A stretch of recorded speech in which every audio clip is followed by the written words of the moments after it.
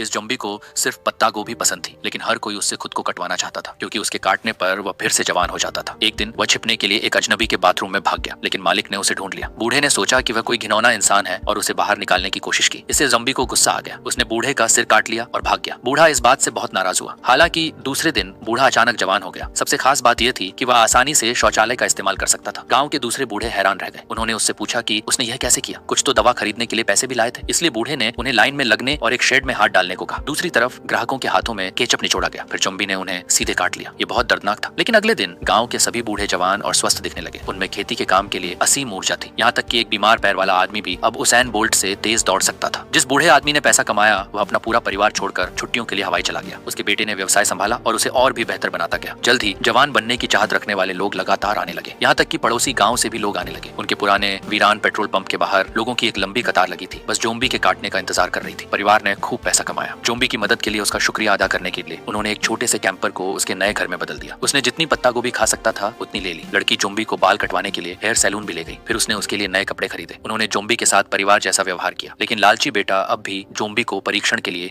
एक दवा कंपनी को बेचना चाहता था। उसका मानना था कि इससे असली दौलत मिलेगी। लड़की ने अपने भाई की योजना सुन ली। वह जानती थी कि अगर ज़ॉम्बी वहीं रहा तो देर सवेर उसे बेच दिया जाएगा। इसलिए उसने चुपचाप उसे भागने में मदद करने की योजना बनाई। उसने कुछ सामान पैक किया, फिर ज़ॉम्बी को पीछे वाले पहाड़ पर ले गई। उसने उससे कहा कि वह भाग जाए और कभी वापस ना आए। उस आदमी को ज़ॉम्बी के गायब होने का पता चला और वह घबरा गया। उसने गांव का हर कोना छान मारा। आखिरकार उसे ज़ॉम्बी अभी भी वहीं खड़ा मिला, उस लड़की का इंतजार करते हुए जो उसे घर ले आएगी। उस आदमी ने ज़ॉम्बी को पकड़ा और बस अड्डे ले गया। वह उसे बेचने ही वाला था, लेकिन टिकट खरीदने के बाद उसने पलट कर देखा तो कुछ चौंकाने वाला था। ज़ॉम्बी ने सचमुच लोगों को काटना शुरू कर दिया था। पहली पीढ़ी के ज़ॉम्बी होने के नाते उसके वायरस की एक लंबी छिपी हुई अवस्था थी। शुरुआत में यह सिर्फ युवाओं को ही संक्रमित करता था, लेकिन अब वायरस आखिरकार बदल चुका था और अब तक गांव के कई अधेड़ और बुजुर्ग पुरुषों को भी इसने काट लिया था। अगर अब वायरस फैलता तो नतीजा बहुत बुरा होता।